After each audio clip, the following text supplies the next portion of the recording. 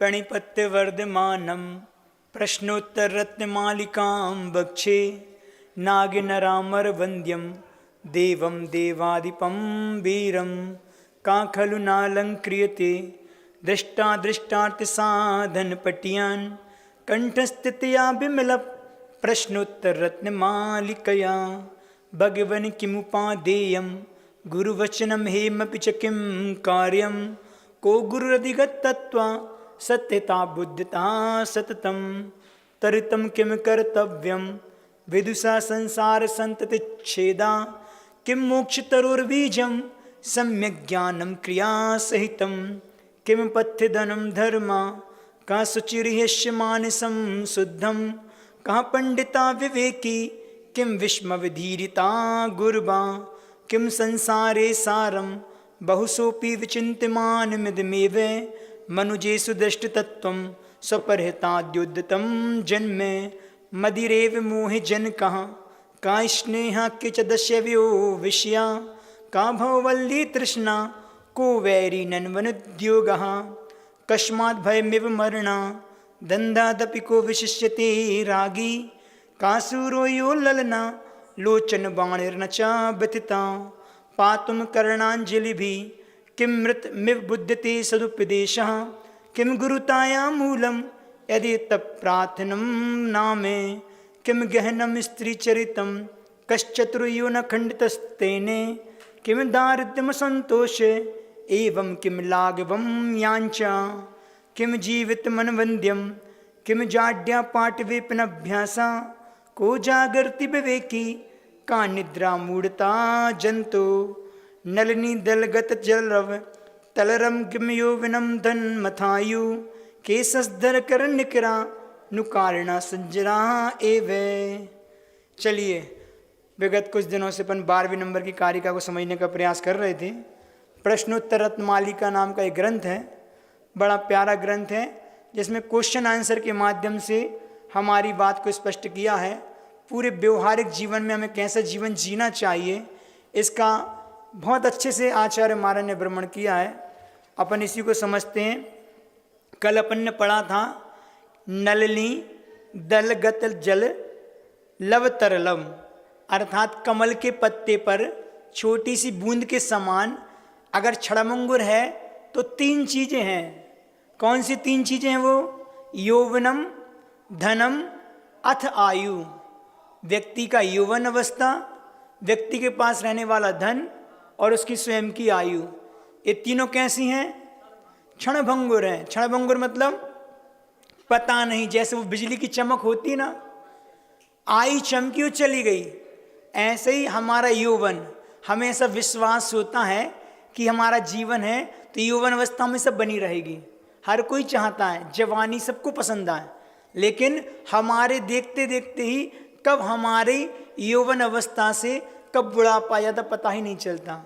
जन्म ऐसा लगता अभी तो जन्म हुआ था और अभी तो हम बालक अवस्था में थे, कितनी जल्दी हम जवान हो गए, कितनी जल्दी हम बूढ़े हो गए। ये सारे क्योंकि हम ऐसे रगे पच्चे हैं ना, किसमें? विषयों में, परिवार के बीच में, कि मुझे ऐसा लगता ही नहीं है कि नहीं मेरी उम्र के पड़ाव निकलते जा रहे हैं। तो यौवन, लेकिन एक ऐसा हमने कल कहा था कि माँ तीर्थंकर एक ऐसे होते हैं, अगर आपको यौवन अवस्था अपनी स्थिर रखना है कि मोड़ा बुढ़ापा ना आए, उसके लिए प्रयास करना, तीर्थंकर प्रकृति का बंद करना पड़ेगा। जो तीर्थंकर होते हैं 16 वर्ष के किशोर की तरह उनका पूरा जीवन रहता है, कोई रोग भी नहीं होते, कोई बुढ़ापा भी नहीं होता। लेकिन हम संसारी प्राणी हैं, अभी कर्मों से बंधे हैं और अभी पता नहीं हमारा संसार कितना है। तो जब जब आपको संसार में आना होगा किसी भी पर्याय में, तो मरण भी निश्चित है और आयु का क्षीण होना भी बराबर निश्चित है। तो अपन ने धन के बारे में भी पढ़ा था, यौवन के बारे में भी पढ़ा था और आयु के बारे में पता था। आयु के बारे में अब क्या थोड़ा सा, मतलब कोई किसी भी व्यक्ति को अपनी मृत्यु पसंद नहीं है, कोई मरना नहीं चाहता, लेकिन आयु कर्म समाप्त होते ही हमें यहाँ से जाना पड़ता है। कोई जन्मते ही चला जाता है, कोई बालावस्था में और कोई अवस्था में, कोई बुढ़ापे में मन को प्राप्त होता है। हम अपने दैनिक जीवन में देखते हैं। हमने एक दिन कहा था कि संसार के सबसे बड़ा आश्चर्य क्या है? सबसे बड़ा आश्चर्य संसार में है अहिन अहिन ही भूतानी गच्छन्ति यम मंदिरम। मैं प्रतिदिन मैं देखता हूँ रोजमर्रा के जीवन में कोई ना कोई व्यक्ति मरण को प्राप्त होता है, पर ना जाने क्यों इस जीव को खुद के जीने रहने पर कितना विश्वास होता है। हमारे सामने से किसी का अर्थी निकले, उसका मरा हुआ तो अनुभव कर रहे हैं, अपने ऊपर नहीं घटाते हम कि हमें भी एक दिन मरण को प्राप्त होना है। तो ये सब सुना आश्चर्य कि कोई व्यक्ति मरना नहीं चाहता और अपने मरण पर विश्वास भी नहीं करता। हमने सोचा था कि कोरोना के काल में सबको भय उत्पन्न हो गया कि अपन को जीवन बहुत अच्छे से जीना है, लेकिन वो कितने समय का रहा। हाँ, वो अब लगता ही नहीं है ऐसा कि कोरोना आया था और चला गया, फिर हमारा वो जीवन वैसे ही हो जो हम पहले जीते थे। पहले बहुत सावधान रखते थे अपने व्यवहारिक जीवन में, खान पान रहन सहन में।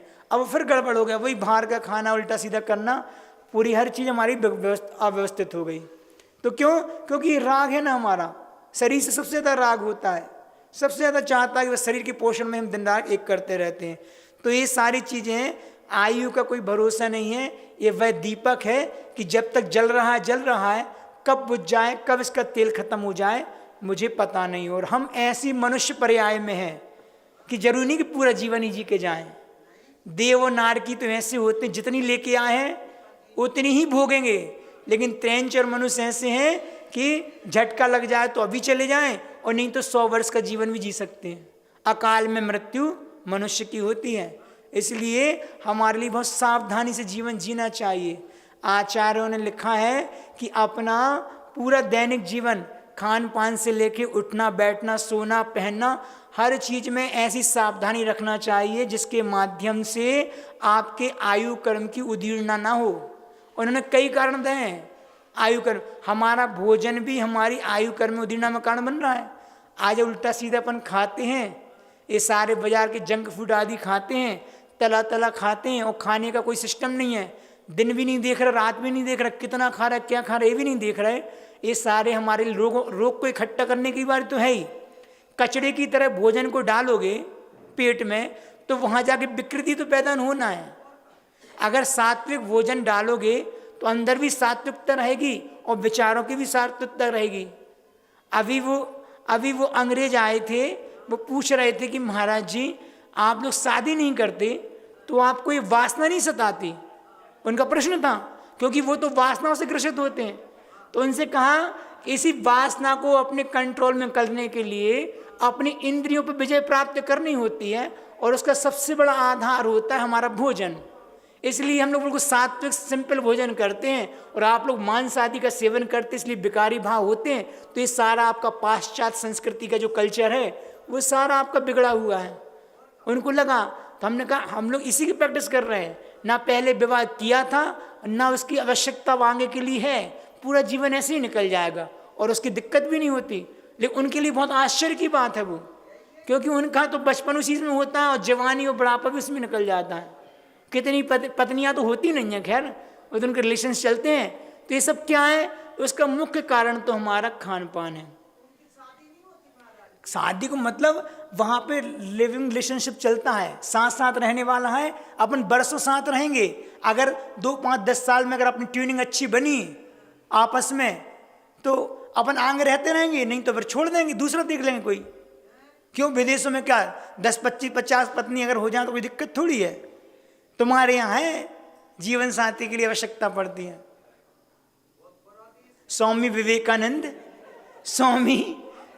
विवेकानंद एक बार विदेश यात्रा पे अमेरिका गए, तो वहाँ पर उनका लेक्चर हुआ, तो वहाँ पे उनका भाषण हुआ, तो किसी ने उनसे कह दिया कि तुम्हारे यहाँ तो स्त्रियों को एक गलत नज़र से देखा जाता है, हीन भावना से देखा जाता है, वहाँ पे पुरुषों की बराबरी नहीं करती स्त्रियाँ, और हमारे यहाँ देखो हम लोग बराबरी का दर्जा देते हैं। तुम लोग उनको हीन भावना से देखते हो, उनको घर तक सीमित रखते हो, हम लोग तो घर से बाहर भी रहते हैं, और तुम्हारे यहाँ तो स्त्रियाँ अपने पति के पीछे पीछे चलती हैं, और हमारे देखो हाथ में हाथ डाल के चलती हैं। उसने सारी बातें कही। तो विवेकानंद जी ने कहा बिल्कुल सही कह रहे हो, हमारे यहाँ एक पर्दा है और हमारे यहाँ बराबरी का दर्जा तो नहीं दिया, लेकिन सम्मान बराबर दिया है।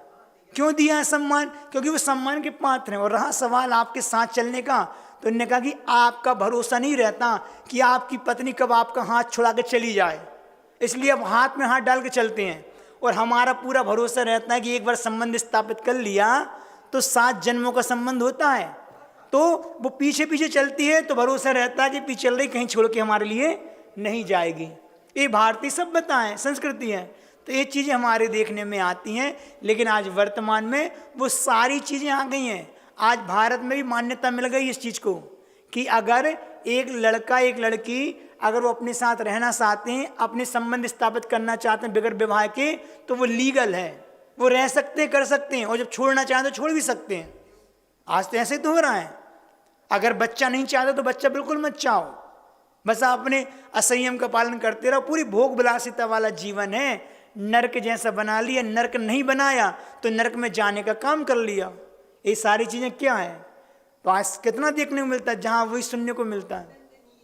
हाँ, निंदनीय तो है ही। तो ये चीज़ अपन को समझना चाहिए। अपन बात कर रहे थे आयु की, धन की और अपने यौवन की, अपन ने खूब समझ लिया। लेकिन कल अपन को एक दूसरा प्रश्न आया था, कौन सा वाला?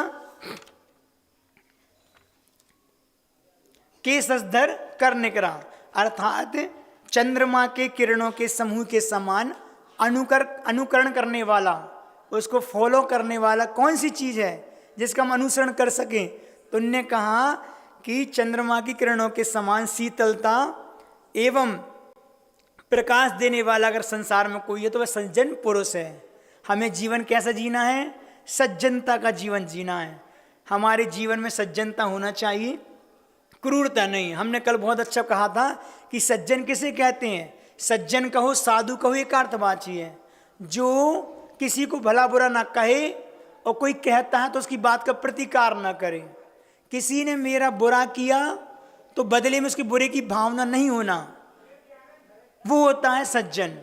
तो ये कहीं ना कहीं जिस प्रकार किसी वृक्ष पर अगर वृक्ष के नीचे जाते हैं तो वो छाया भी देता है और साथ में अगर पत्थर मारो तो क्या होता है? फल भी देता है। ऐसे सज्जन पुरुष होते हैं, उनको कोई दुखी करे, परेशान करे, तब भी उनके मुख से हमेशा मिश्री की भांति मीठे मीठे वचन ही निकलते हैं, मधुर वचन निकलते हैं। किसी ने कहा कि देखो तोता कितना अच्छा है, तोता मिर्ची खा के भी मीठा बोलता है और ये मनुष्य शक्कर खा के भी कितना कड़वा बोलता है। कड़वा ही तो बोलते हैं बन। तो वो सज्जन पुरुष होगा, उसके वचन बहुत मधुर होंगे, खुद भी आह्लाद को प्राप्त होगा और सामने वाला जिससे भी बात करेगा उसको भी आह्लाद होगा। हमारे वचनों से, हमारी वाणी से हमारे व्यक्तित्व की पहचान होती है। सज्जनता की पहचान हमारे बोलने से होती है। तो वे ऑफ स्पीकिंग ये सबसे ज़्यादा महत्व रखती है। इसलिए जब भी बोलो अच्छा बोलो, मीठा बोलो, सुंदर बोलो और समय पर बोलो, और जितना कम बोलोगे उतना अच्छा। क्योंकि कहाँ है कि जितने कम बोलोगे उतने आपके शब्द वजनदार होंगे, उतनी आपके अंदर गंभीरता होगी। ये तो शास्त्र की भाषा है। इसलिए कम बोल के अपने वचनों के माध्यम से हम दूसरों को बहुत अच्छे से प्रभावित कर सकते हैं। एक जगह लिखा है our tongue take 3 years how to use it. हमारी जीभ को 3 वर्ष लगते हैं इसको कैसे बोलना है, but it take whole life when and where to use it. पूरा जीवन लग जाता है इसको कब और कहाँ इस्तेमाल करना। बोलना 3 साल में सीख जाएंगे, लेकिन कैसे बोलना और कब बोलना इसके लिए पूरे जीवन की मर्यादा होती है। वही हमारे मैनर्स होते हैं। अच्छा बोलना चाहिए ताकि सामने वाले के दिल में हम बाग बाग कर सकें, ना कि सामने वाले के दिल में आग लगा सकें। अभी तो ऐसा होता है कि आग लगाने वाले वचन बोलते हैं, बाग बाग करने वाले नहीं होते। किसी के दिल में ऐसे ऐसे वचन बोलो कि किसी के दिल में उतर जाएं। ऐसे वचन कभी मत बोलो किसी के दिल से उतर जाएं। दिल में उतरना और दिल से उतरना बहुत बड़ी बात है, बहुत अंतर है। तो सज्जनता की निशानी होती है और वह प्रत्येक परिस्थितियों में समता रखता है। वो प्रतिकूलताओं में भी अपने आप में अनुकूलता बना लेता है। और सज्जन पुरुष का व्यवहार इतना शालीन होता है, इतना अच्छा होता है कि उसके प्रभाव से प्रभावित होकर क्रूर व्यक्ति भी अपनी क्रूरता छोड़ दे। ऐसा हमारा व्यवहार है कहाँ? पहले तो हम खुद देख ले, हम सज्जन है कि क्रूर हैं, दुर्जन है कि सज्जन है। अगर हम सज्जन हैं तो हम जिनकी संगति में रहते हैं तो हमने किसी एक आध व्यक्ति को अपने जीवन में बदलाव ला के दिखलाया कि नहीं वो व्यक्ति बुरा था, मेरी संगति में आके अच्छा हो गया हो। अभी तो उल्टा ऐसा होता है कि थोड़े बहुत अवगुण तो थे ही और ऐसे लोगों की संगति में चले गए और अवगुणी हो गए, क्योंकि हमारे गुणों का पतन बहुत जल्दी होता है, उसको संभालने में और ऊपर ले जाने में तो बहुत कठिनता आती है। एक बाबा जी थे, सुनो बहुत अच्छी कहानी बता रहे कैसे जीवन को बदलना चाहिए, बदलता है। इतने सज्जन थे, इतने अच्छे थे कि वो अपने सारे कार्य बहुत सावधानी से करते थे। वो हर कार्य करने से पहले सोचते विचारते थे कि ये काम मेरा सही है कि गलत है, किसी को पीड़ा तो नहीं हो रही। तो उनका व्यवहार बहुत अच्छा था, सब व्यक्ति उनको चाहते थे कि इनका व्यवहार, इनका जीवन कितना साधारण, कितना अच्छा है। लेकिन कहते हैं ना कि कोई व्यक्ति कितना अच्छा भी क्यों ना हो, एक ना एक व्यक्ति के लिए वो खराब जरूर होगा। क्यों, किसको खराब होगा? उसी को होगा जो व्यक्ति अपना जीवन अच्छे से नहीं जीता। बुरे व्यक्ति को किसी अच्छे व्यक्ति की अच्छाई पचती नहीं है, उसको लगता है कि ये इतना अच्छा क्यों है, ये इतना अच्छा क्यों है, हमारे अंदर तो इतनी कमियां, एक आध कमी तो निकल आए इनकी, ताकि उनकी कमी को देख के हम संतुष्ट हो जाते हैं, नहीं हम ही बुरे नहीं हैं, उसके अंदर भी बुराई है। तो कहते हैं कि उन बाबा जी को देख के एक व्यक्ति को बहुत चिढ़ होती थी, उसको बहुत उनसे ईर्ष्या थी। क्या पता क्यों थी, रहते संस्कार रहते हैं किसी किसी के, उनसे कोई दुश्मनी नहीं थी, कभी बाबा जी ने कोई बुरा बिगाड़ा भी नहीं था, लेकिन उसके मन में उनके प्रति खराब भाव रहते थे। तो वो हमेशा सोचता था कि कोई ना कोई एक ऐब मिल जाए, कोई गलती दिख जाए, हम बाबा जी को टोक सके, उनको सुना सके। लेकिन उसके सारे प्रयास विफल रहे, उसको आज तक कोई गलती दिखी नहीं बाबा जी के अंदर। एक दिन तो ताव में आ गया, चाहे कुछ हो जाए। और बाबा जी अपने शिष्यों के साथ बैठे थे। बाबा जी मतलब अपने जैसे महाराज जी तो नहीं थे, लेकिन हाँ पढ़ाते थे, अच्छे आचरण अच्छा था। तो वो अपने शिष्यों के साथ बैठे थे, उनके बहुत सारे शिष्य सामने बैठे थे, वो पढ़ा रहे थे वृक्ष के नीचे। वो वहाँ गया जंगल में, और बस जैसे उनको देखा और आओ देखा न ताओ, वो शुरू हो गया, सारे अपशब्द बोलना शुरू कर दिया, गाली के वचन, कठोर वचन, जितना उससे बना उसने सारा प्रयोग कर लिया। और बकता रहा, बाबा जी चुपचाप सुनते रहे, कुछ एक शब्द का जवाब भी नहीं दिया। अब कहते हैं कि अब अपन जब कुछ किसी से कहो और सामने वाला प्रतिकार नहीं करे तो और झुंझलाहट और होती है। हम इससे तब बोलते जा रहे हैं जो कुछ जवाब ही नहीं दे रहा मेरी बात का, तो उनको और झुंझलाहट हुई। जैसे वो बैल होता है ना, वो जो पैर घिसता है अपने, खिसियानी बिल्ली कम खम्बा लौचे वाले किस्सा है, जो खिसियानी बिल्ली होती जिसको तो खम्मा को लौचती, ऐसा वो भी अपने पैरों से जमीन को ऐसे पटके कि कुछ बोले तो। लेकिन ध्यान रखो, जब भी बात बढ़ती है ना तो दोनों तरफ से बढ़ती है। हमारा जितना भी बढ़ेगा, अगर एक तरफे से है तो वो ज़्यादा समय तक नहीं रहेगी। अगर सामने वाला आग हो रहा है, वो आग बरसा रहा है, तो हमारा कर्तव्य उस समय हम पानी बन जाएं। वो कितनी बरसाना दो, हम पानी बरसाएंगे। तो ऐसा ही हुआ कि वो आग पे आग बरसा रहा है, कटु वचन बोल रहा है, और बाबा जी शांत बैठ सुन रहे हैं। और जब उसकी मतलब कहने की अति हो गई कि अब कुछ शब्द ही नहीं बचे बोलने को, तो उसका क्रोध बहुत तीव्रतम क्वालिटी का हो गया। शास्त्रों में आता है कि देखो कि कितना पेशेंस व्यक्ति को रखना चाहिए कि सामने वाला अगर आपको गाली दे रहा है तो ये सोच के कि ये गाली दे रहा है और गाली इसने दी है, हमने इसकी गाली स्वीकार की कब? आपको कोई वस्तु दे, आप उसको ना लो तो वस्तु कहाँ चली जाती है? उसके पास वापस चली जाएगी। ऐसे कोई गाली के वचन आपको दे रहा है, कोई कठोर वचन बोल रहा है, हमने उसकी बात का प्रतिकार नहीं किया, मतलब उसकी गाली हमने ली नहीं, तो उसकी गाली कहाँ चली गई? वापस के पास चली गई। अगर हम उस समय धैर्य रख लें तो कितने बड़े विवाद से बच जाएं। लेकिन नहीं, अरे इसने मेरे मान को ठेस पहुंचाई। ईंट का जवाब हम पत्थर से देना जानते, उसने 2 सुनाई थी, हमने 4 सुना दी। तो ये कर्म का बंध और बढ़ जाता है। वो तो 9 कर्म मिला था, हमने और एक नया कर्म बांध लिया। हमारी परंपरा एक कर्म की चली आ रही है। तो बाबा जी तो शांत रहे, कुछ नहीं कहा। जब उसने देखा कि कुछ नहीं बन रहा तो उसने अपने बेग का तीव्रता और दिखाई, अपने मुख में थूक इकट्ठा की और उनके ऊपर थूक दिया। देखो इतनी बड़ी उसने चेष्टा कर ली, मुंह पे थूक दिया। बाबा जी फिर भी शांत। इतना आप देख लो पंड कर सकते हैं। उन्होंने लिया अपना कपड़ा और उसको पोंछ लिया और अपने काम में लगे रहे। अब वो क्या क्या करता, इतना तो कर लिया। अब जब उसे कुछ नहीं बना तो उल्टे पांव वहां से लौट के जाने लगा। अब वो जब रास्ते में जाने लगा तो उसके मन में विचार आता है कि कैसा ढीठ बाबा है, देखो कैसे इसकी बात, कैसा बाबा है, निर्लज है। हमने इतना भला बुरा कहा, उसने एक बात भी पलट के नहीं कहा कुछ, और हमने थूका तो भी सहन कर लिया, धिक्कार है, ऐसा बोल के जा रहा है। थोड़ा और आगे पहुंचा रास्ते में घर की ओर, थोड़े से भाव में परिवर्तन आया। अरे उस बाबा ने मेरा कुछ तो नहीं बिगाड़ा था, ऐसी कौन सी बात पे मुझको गाली दे रहे थे, लेकिन उसका कुछ नहीं बिगाड़ा, उसके बाद भी बाबा ने कुछ नहीं कहा। फिर उसका मन पलटा, अरे वो चाहता तो मेरा प्रतिकार कर सकता था, भले उसमें क्षमता ना हो, लेकिन उसके पास तो उसके 500 सैकड़ों शिष्य बैठे थे। वो किसी को भी संकेत करते तो वो तो हमारी पढ़ाई करके हमारा सब काम खत्म कर देते, लेकिन उसने अपने शिष्यों से भी नहीं कहा, अरे हमसे गलती हो गई, हमने अच्छा नहीं किया, हमने ये अच्छा नहीं किया।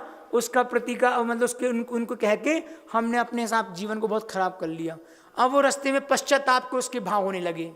अब धीरे घर तो पहुंच गया, अब उसको रह नहीं जा रहा, कैसे ना हो वापस बाबा जी के पास जाए, लेकिन अब अंधेरा हो गया तो कैसे जाएं, बाबा जी तो और कहीं चले गए होंगे। तो रात भर उसको नींद नहीं आई। उसने कहा जैसी सुबह होगी हम बाबा जी के पास जाके क्षमा मांगेंगे। सुबह हुई, सुबह होने से पहले रात्रि में उसने वहाँ से निकल गया और जहाँ बाबा जी बैठे थे वहाँ पहुँचा। जहाँ पहुँचा सुबह देखते तो देखे वहाँ पे तो कोई था ही नहीं, बाबा जी और आगे कहीं चले गए होंगे। ढूंढता ढूंढता उनके पास पहुँचा तो बाबा जी मिल गए, एक पेड़ के नीचे फिर बैठे वो अपने शिष्यों को पढ़ा रहे थे। जैसे ही पहुँचता है और साष्टांग उनके चरणों में गिर पड़ता है, नमस्कार करता और कहता बाबा जी मुझे क्षमा करो, मुझे क्षमा करो। तो बाबा जी कहते हैं कौन हो तुम, क्या बोलते हैं कौन हो तुम। तो वो आश्चर्य करता, अरे आप मुझे पहचाने नहीं, मैं वही जो कल आपको भला बुरा कह के गया था। नहीं नहीं तुम वो नहीं हो, तुम वो नहीं हो, वो तो कोई और था।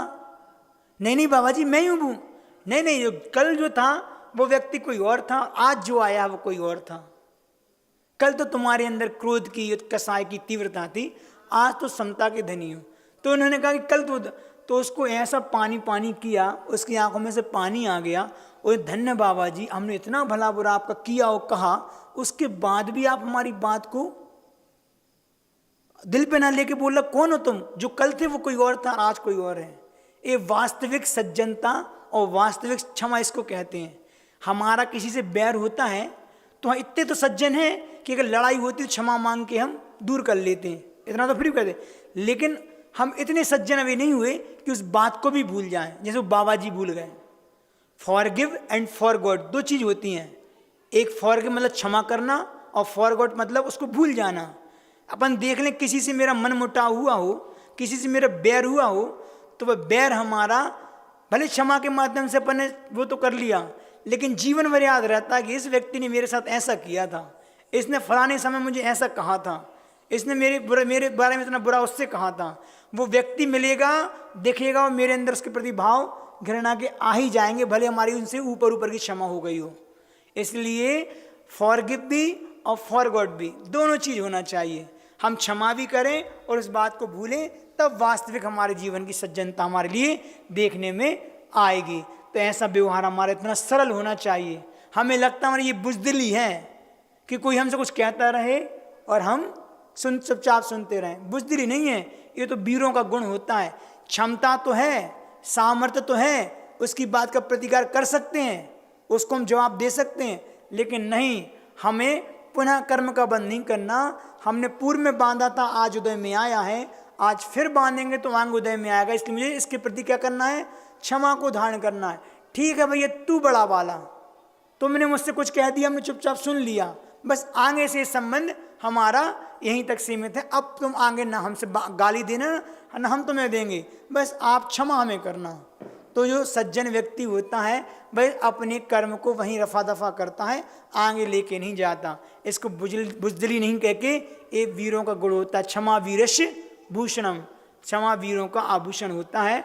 हमारे जीवन में ऐसी क्षमा और हमारे जीवन में ऐसी सज्जनता बनी रहे। कल अपन ने 4-5 एग्जाम्पल पढ़े थे कि सज्जन व्यक्ति वह होता है जो किसी दोष भी नहीं रखता और किसी की बुराई भी नहीं करता, और शत्रु को भी अपना जो मित्र बना ले। वास्तव में से उसने बनाया ना, शत्रु को मित्र बना लिया बाबा जी ने अपनी सज्जनता के कारण। और क्या है, जो सत्य और अहिंसा की राह पर हमेशा चलता है।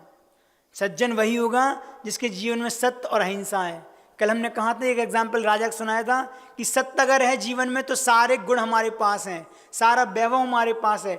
लक्ष्मी भी कहीं नहीं जाएगी, बुद्धि भी कहीं नहीं जाएगी, कीर्ति भी कहीं नहीं जाएगी, विवेक भी कहीं नहीं जाएगा, कोई से गुण हमारे नहीं जाएंगे अगर जीवन में सत्य है। और सत्य किसके पास होगा?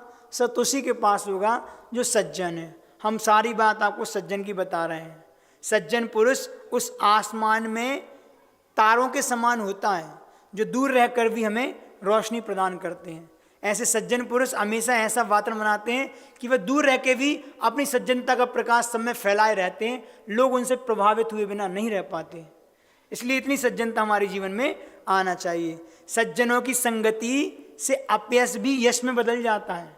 अगर हम अच्छे लोगों की संगति करते हैं, हमारे अंदर की कोई बुराई है और बुराई उजागर हो रही है कि जो लोग मुझे बुरा समझते हैं, सज्जन की संगति में रह के हमारी बुराई भी दूर हो जाती है, हमारा अपयश भी यश में बदल जाता है। दक्षिण भारत में एक युवा हुए जिनका नाम था पायप्पा। वो कौन थे? वो वैष्णी थे। वो वैष्णी थे, मतलब स्वप्न वैष्णव में लिप्त थे। लेकिन आचार्य शांति सागर जी महाराज की संगति पाकर उन्होंने मुनि दीक्षा ली फिर बाद में, और वो कौन बने? मुनि पाय सागर जी बने। और कालांतर में आगे चल के वो आचार्य भी बने, आचार्य पाय सागर जी भी हुए। तो ये क्या होता है? संगतों की, सज्जनों की संगति में बुरा वैष्णवी व्यक्ति भी अच्छा बन जाता है। ये अपन को इस कहानी सीखने मिलता है। जो कमट का जीव था, संबर नाम का जो देव था, जिसने भगवान पारसनाथ के ऊपर इतने उपसर्ग किए, उन्हीं की संगति में आके क्या हुआ? उसका सम्यक दर्शन प्राप्त कर लिया। अब वो आगे चल के वो भी अपना कल्याण करेगा।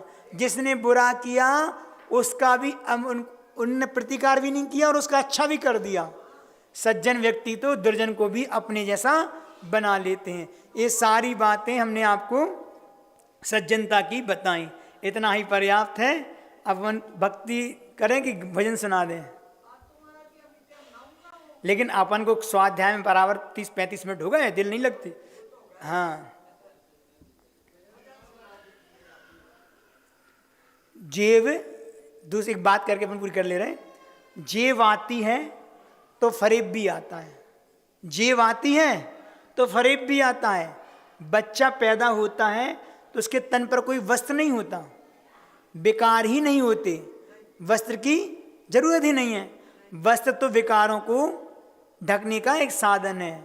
हम उनकी बात का जवाब दे रहे हैं कि आप लोग को आवश्यकता क्यों नहीं होती वस्त्रों की। शिशु और दिगंबर मुनि निर्विकार हुआ करते हैं, इसलिए उन्हें वस्त्रों की जरूरत ही नहीं होती। बच्चा हमेशा निर्वस्त्री पैदा होता है, फिर थोड़े दिनों बाद उसके पास वस्त्र आ जाते हैं, फिर धीरे धीरे वस्त्र में जेब भी आ जाती है, आती नहीं आती।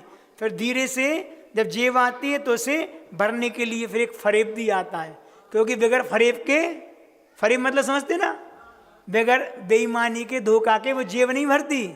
तो जेब को भरने के लिए फरेब भी आता है, और फिर वह आज जो अपनी जेब में सारी दुनिया को भर लेना चाहता है। और जब जेब में फरेब आया तो वो चाहता कि सारी दुनिया मेरे मुट्ठी में, मेरे जेब में आ जाए। तो ये सारा किसके कारण है? मात्र एक जेब के कारण है। ये जेब नहीं होना चाहिए। जेब होगी तो जेब वस्त्रों में होगी, और वस्त्र नहीं होंगे तो जेब की जरूरत ही नहीं है।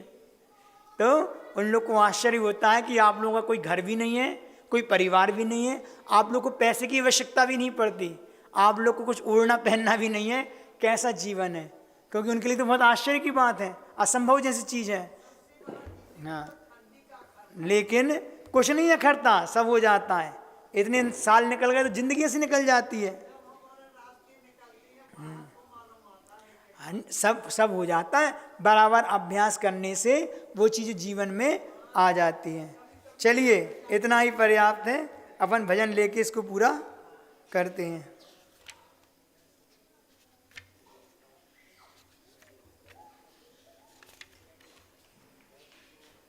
एक बहुत अच्छा लाइन थी आज के समय को लेके, अपन सुना दे रहे हैं कि आजकल के बच्चे और आजकल की मम्मियाँ लोग क्या करती हैं।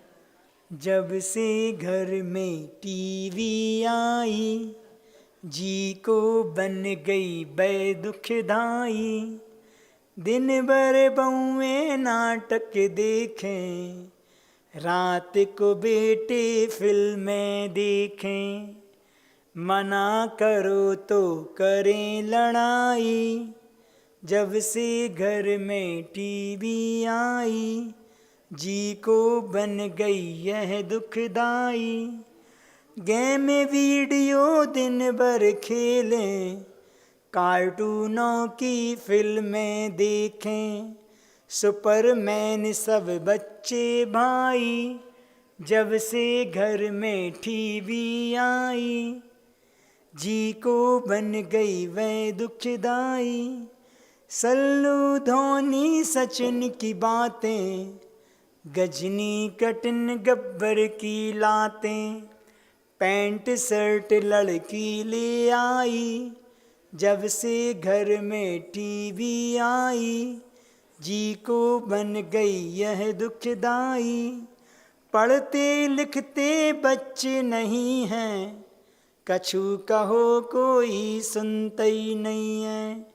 बीवी रोज बाजारे जाई, घर में जब से टीवी आई, जी को बन गई यह दुखदाई। खाना पीना उसी के आगे, उसी को देखत सोते जागे। चश्मा लगो दवाई खाई, जब से घर में टीवी आई, जी को बन गई यह दुखदाई। दर्शन देव न प्रवचन भाएं, फिल्में क्रिकेट गाना गाएं। लोक लाज सब धर्म गवाई, जब से घर में टीवी आई, जी को बन गई यह दुखदाई। ये बात प्रतिदिन अपन देखते हैं, ये हमने आप लोग को सुना दिया, इतना ही पर्याप्त है। बोधि समाधि परिणाम शुद्धि, सात्म उपलब्धि से शोक सिद्धि। चिंतामणिम चिंतित वस्तु दानी, तौ वंदमानस्य ममास्तु देव। स्वाध्याय निष्ठाम कायुष्यर्गम करो।